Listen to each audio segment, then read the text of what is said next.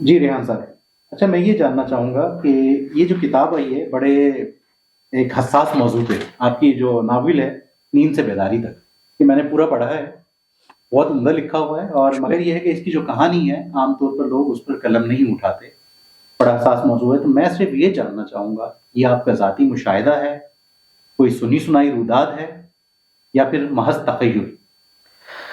نہیں، میں اس کو ذاتی مشاہدہ بھی کہوں گا۔ اس میں جو میں نے ریسرچ کی ہے، جو کتابوں کے حوالے دیے ہیں، اس کے لیے ظاہر بات ہے میں نے بڑی تحقیق بھی کی ہے اس کے اندر، صحیح۔ اس لیے کہ آپ نے جس طرح فرمایا کہ یہ حساس موضوع ہے، تو اس کے اوپر کچھ بھی ہو سکتا ہے۔ جی کوئی اس پہ توہین مذہب کا الزام لگا کہ مجھے، نہیں، یا کوئی اس پہ یہ بھی کہہ سکتا ہے کہ جی آپ نے فلاں جگہ یہ لکھا ہے، یہ تو اس کتاب میں نہیں ہے۔ یہ تو اس لیے کہ ہمارے ہوتا تو یہ ہے نا کہ ایک مثال میں دوں کہ میں آپ کو قرآن میں دکھا دوں کہ نماز سے قریب بھی مت جاؤ، ہے قرآن کے اندر، وہ آگے اس کے کچھ اور بالکل، جب حالت نشہ میں ہو یا نشے میں ہو یا اس میں، تو یہ ہے ہمارے اصل میں ہوتا یہ ہے کہ جب ہم کسی پہ تنقید کرتے ہیں تو ہم وہ چیزیں اٹھا لیتے ہیں اپنے مطلب کی، اور سیاق و سباق سے ہٹ کے بات کرتے ہیں۔ تو اس کا میں نے خیال رکھتے ہوئے میں نے اس میں جس موضوع پہ کتاب ہے سارے حوالے انہی کی کتاب سے دیے ہیں، موصوف کی۔ اچھا، میرا تجربہ یہ کیسے ہے، مشاہدہ کیسے ہے، وہ یوں ہے کہ میں نام نہیں لوں گا، میرے دفتر کے اندر میرے باس تھے، ان کا اسی مذہب سے تعلق تھا، اور وہ بس ہوتا یہ تھا کہ وہ میرے والد اور تایا جب پاکستان آئے تو انہوں نے نام کے ساتھ سے سید ہٹا دیا، شمیم احمد اور سلیم احمد۔ میرے دادا کا نام تھا سید شرافت علی، اور میرے پردادا کا نام تھا سید عباس علی، ہنر تخلص کرتے تھے، وہ بھی شاعر تھے، ٹھیک ہے۔ تو انہوں نے کہا پاکستان میں آگے اتنے جعلی سید بن گئے کہ ہمیں لانے کی ضرورت نہیں ہے۔ اس کا نتیجہ یہ ہوا کہ میرے تعلیمی ریکارڈ میں میرا نام ریحان احمد اور شمیم احمد ہے۔ تو اس سے بعض لوگ جن کا اس مذہب سے تعلق ہے وہ مغالطہ کھا جاتے ہیں کہ ان کا تعلق ہمارے مذہب سے ہے۔ تو میرے باس جب وہ نئے نئے بنے تو ان کو بھی یہی مغالطہ ہوا، میرے پاس آ کے بیٹھے اور مجھ سے باتیں کرنے لگے مختلف موضوعات پہ، اور اس میں یہ بھی موضوع نکل آیا اتفاق سے۔ جی کتابیں پڑھتے ہیں؟ میں بالکل پڑھتا ہوں۔ آپ نے ان کو پڑھا ہے غلام مرزا غلام احمد صاحب کو؟ میں نے کہا جی پڑھا گیا۔ وہ بڑے خوش ہوئے، چائے منگوا لیں۔ تو میں نے چائے منگوا لی، چائے کا میں نے فون پہ کہہ دیا، وہ بڑے خوش ہوئے، کہنے اچھا کون کون سی کتابیں پڑھی؟ میں نے کہا دیکھیں میں کتابیں تو ساری پڑھتا ہوں، اور میں نے ان کی تذکرہ پڑھی ہے۔ تو اچھا دیکھیں ہمارے اوپر تو بین ہے، ہماری کتابیں بن رہی ہیں، اور ہماری ویب سائٹ بھی بند کر دی گئی ہے۔ پھر یہ ہوا اتفاق سے کہ وہ آئے جو تھے میرے پاس، وہ ایک منسٹری آف فائنانس کا لیٹر لے کر آئے تھے، اور وہ موضوع تھا ختم نبوت۔ اور انہوں نے مجھے کہا تھا اس کا جواب، چونکہ منسٹری کے جوابات میں بناتا تھا اسٹیٹ بینک کے زمانے میں، تو انہوں نے کہا اس کا جواب بنا دینا، اور یہ جواب بنا دینا، تم خیال رکھنا کہ سی بی اے وغیرہ کے ہاتھ نہ لگے، ورنہ وہ پہنچ جائیں گے ایم ڈی کے بعد میلاد کے پیسے ویسے لے لینا۔ نکلتے وقت انہوں نے مجھے ایک دم سے کہا کہ مٹھائی بھی بانٹی جا سکتی ہے ویسے۔ میں کہ کیوں؟ تو کہنے لگے رسول اکرم صلی اللہ علیہ وسلم کا یوم ولادت ہے۔ تو میں کہ اس پہ تو اختلاف ہے، ہمارے حساب سے تو یوم وفات ہے۔ تو وہ رک گئے ایک دم سے، تو پہلے 12 وفات کہلاتا تھا، آپ کو معلوم ہے۔ تو میں نے کہا ویسے کل میں آپ کے مرزا صاحب کو سن رہا تھا، کہنے کن کو؟ میں نے کہا جو اس وقت آپ کے تیسرے خلیفہ ہیں۔ وہ بیٹھ گیا، اور پھر انہوں نے چائے کا کہا، تو ایک دم سے بات نکلی۔ تو میں چونکہ کتابیں پڑھتا تھا ان کی، تو وہ اصل میں یہ جب بھی آپ سے بات کریں گے نا، سب سے پہلے حدیث سنائیں گے لا نبی بادی والی۔ یہ آپ کو بتائیں گے کہ جی ہم اسی قرآن کو مانتے ہیں، ہمارا طریقہ نماز کا وہی ہے جو احناف کا طریقہ ہے، کوئی فرق نہیں ہے۔ واقعی اگر آپ پڑھتے ہوتے ہیں کوئی فرق نہیں، اذان وغیرہ سب کچھ وہی ہے۔ پھر یہ آتے ہیں حضرت عیسیٰ علیہ السلام کے موضوع پہ کہ جی وہ آئیں گے، ان سے پہلے امام مہدی آئیں گے، یہ سب چیزیں کا ذکر کرتے ہیں۔ تو یہ انہوں نے مجھے پتا تھا، اس لیے کہ میں اس سے پہلے جس ادارے میں رہا تھا ٹریڈنگ کارپوریشن آف پاکستان میں، وہاں پہ ایک صاحب مجھ پہ کام کر رہے تھے، وہ کنورٹڈ تھے، اچھے خاصے مسلمان تھے، پتہ نہیں کس چکر میں وہ۔ تو وہ ان کو جو پتہ چلا انہوں نے مجھے پہلے میں جو کتاب بولتا تھا مجھے لا دیتے تھے، اور بعض دفعہ مجھے لگا کہ وہ کتاب پڑھی بھی نہیں گئی تھی، کہ وہ نہیں تھی، وہ خرید کے لے آتے تھے۔ پھر انہوں نے اپنے اصل اس پہ آئے، انہوں نے مجھے لفافے میں بند کر کے کچھ کتابیں دینا شروع کی، وہ مرزا صاحب کی تھیں۔ اس وجہ سے میں ان سے متعارف تو تھا، مجھے پتا تھا ان کا طریقہ واردات۔ تو انہوں نے جب یہ بات کی، اور تو میں نے ان سے کہا دیکھیں کیا میں نے کہا مرزا مسرور صاحب کو آپ کا کل سن رہا تھا، ارے ماشاء اللہ ماشاء اللہ، امریکہ میں ان کی وہ تھی، ارے زبردست، چائے منگوا لیں. پھر اسی پہ بات نکلی تھی، چائے میں نے کہہ دی تو ایک دم سے بات نکلی. تو میں نے کہا دیکھیں سر، کہہ لیں گے آپ کی ہمارے بارے میں کیا رائے ہے. میں نے کہا رائے کیا ہے، میں آپ کو بتا دیتا ہوں کچھ چیزیں، شاید اگر آپ کو برا نہ لگے تو. کہنے لگے جی بولیں. میں نے کہا مرزا صاحب کے جو تیسرے خلیفہ تھے مرزا بشیر محمود، ان کے صاحبزادے دوسرے خلیفہ، ان کا کہنا یہ ہے کہ مرزا غلام احمد صاحب نے کہا ہے کہ جی جس ان کی ماشاءاللہ 85-86 کتابیں تھیں. یہ جان بوجھ کے اس طرح کے جملے ان کے سامنے کہنے پڑ رہے تھے. انہوں نے کہا جی بالکل. ان کا کہنا یہ ہے کہ جس نے مرزا صاحب کی کتابیں 3 بار نہیں پڑھی ان کے ایمان پہ ان کو شک ہے. میں نے کہا مرزا صاحب کا کال ہے، پہلے میں ان کو پکا کیا اس پہ. انہوں نے کہا جی بالکل ان کا کال ہے یہ. تو میں نے کہا مرزا صاحب کی کتاب ہے حمامۃ البشرا، پڑھی ہے آپ نے؟ اب وہ یہ تو نہیں کہہ سکتے تھے میں نے نہیں پڑھی. کہہ رہے ہیں جی بالکل پڑھی ہے. میں نے کہا اس کے صفحہ نمبر 208 پہ کسی نے مرزا صاحب سے پوچھا، سنا ہے آپ نے نبوت کا دعویٰ کیا؟ تو وہ جواب دیتے ہیں کہ میں نبوت کا دعویٰ کر کے کیوں دار اسلام سے خارج ہو جاؤں اور کافروں کی جماعت سے مل جاؤں. ایک دم سے جب میں نے یہ بات ان کے سامنے کہی تو ایسا لگا کہ کرنٹ لگا ان پر. وہ اٹھے، کہنے لگے وہ ان کے پہلے خیالات ذرا مختلف تھے، نظریات ان کے مختلف ہیں. خیالات اور نظریات بدل سکتے ہیں انسان کی، ایمانیات تبدیل تھوڑی ہوتی ہے. انہوں نے مجھے ایسا ہاتھ میں لایا ہوا تھا تو میں نے ان سے کہا کہ لیٹ می کمپلیٹ، شاید آپ کو برا لگ رہا ہے. کہنے لگے نہیں آپ بولیں. میں کہا چائے آ رہی ہے، کہاں جانی؟ چائے تو میں بعد میں پیوں گا. میں کہا سر مرزا صاحب کی ایک اور کتاب ہے. کہنے لگے کون؟ میں نے روحانی خزائن جلد نمبر 18 صفحہ نمبر 222. اس کے اوپر مرزا صاحب کہتے ہیں کہ سچا خدا وہی خدا جس نے قادیان میں رسول نازل کیا. میں کہا نبی کی بات میں کنٹراڈکٹ نہیں ہوتا. ٹھیک ہے، بالکل صحیح. وہ نبی کیا جس کی بات میں کنٹراڈکٹ ہو. جتنے نبی آئے ہیں کسی نبی نے کبھی یہ نہیں کہا کہ میں مجدد ہوں، ٹھیک ہے، میں مہدی ہوں، میں ناظر ہوں. ٹھیک ہے، انہوں نے حضرت عیسیٰ علیہ السلام نے ماں کے گہوارے میں کہا کہ میں عیسیٰ ہوں اور میں اللہ کا رسول ہوں اور مجھے انجیل دی گئی ہے. جب ان پہ الزام لوگ لگا رہے تھے نا، کہا گیا تھا کہ 3 دن تک آپ چپ رہیں گے، کسی سے بات نہیں کریں گے ان کی پیدائش کے بعد. رہی بات آپ کی کہ جی ہماری ویب سائٹ کے اوپر پابندی لگی ہوئی ہے یا وہ ہے، تو میں کہا اس میں 2 میں آپ کو لاجیکل جواب دے دیتا ہوں. کہنے لگے کیا؟ میں نے کہا پہلی بات تو یہ ہے کہ ایک شخص ہے وہ حضرت موسیٰ علیہ السلام کو مانتا ہے، توریت کو مانتا ہے، لیکن وہ یہودی نہیں ہے. کہنے کیوں؟ میں نے کہا اس لیے کہ وہ حضرت عیسیٰ علیہ السلام کو مانتا ہے اور انجیل کو مانتا ہے، اس لیے صحیح ہے. میں نے کہا ایک اور شخص ہے جو حضرت موسیٰ کو بھی مانتا ہے، توریت کو بھی مانتا ہے، انجیل کو بھی مانتا ہے، حضرت عیسیٰ کو بھی مانتا ہے، لیکن نہ وہ یہودی ہے نہ عیسائی ہے. کہنے کیوں؟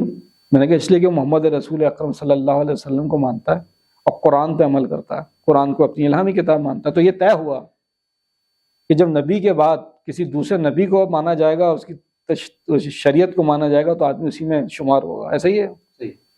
تو کہنے لگے جی. تو میں کہا جب مرزا غلام احمد صاحب نے نبوت کا دعویٰ کر دیا تو پھر آپ مسلمان کیسے ہو سکتے ہیں؟ ہمارا نام کیسے استعمال کر سکتے ہیں؟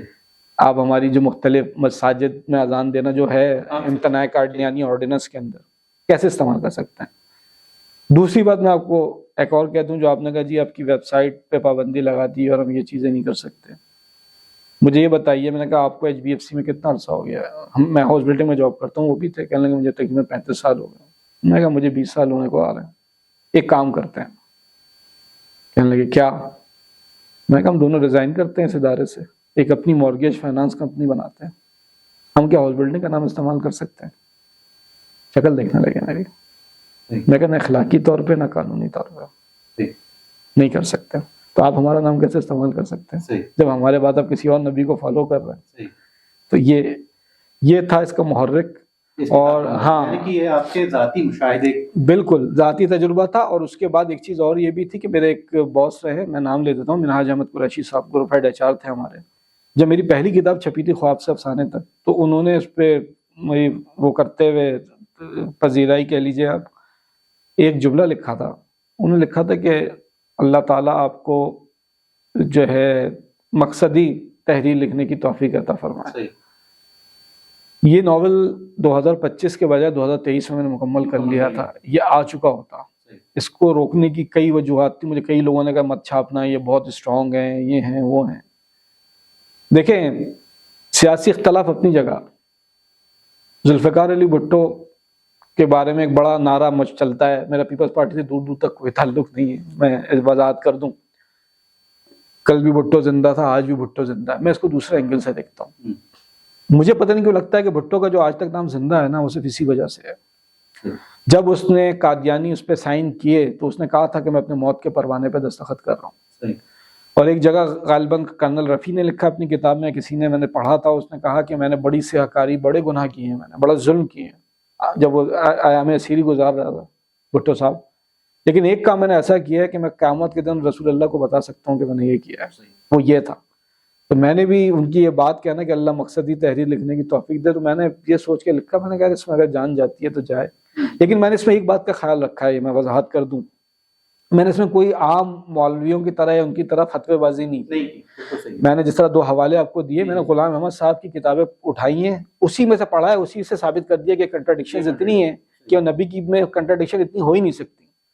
باقی جو ناول آپ پڑھیں گے تو آپ کو اس میں مختلف دلائل ملتے چلے جائیں گے جناب۔ اچھا یہ بتائیں کہ آپ نے جب لکھنے کا سفر شروع کیا اس وقت آپ کے والد کا انتقال ہو چکا تھا، والدہ حیات تھیں؟ جی جی، والدہ ابھی بھی حیات ہیں۔ یہ بتائیں کہ آپ کے شاعر ہونے کا یا نثر نگار ادیب ہونے کا گھر میں پتہ چلا تو ان کا کیا رد عمل تھا؟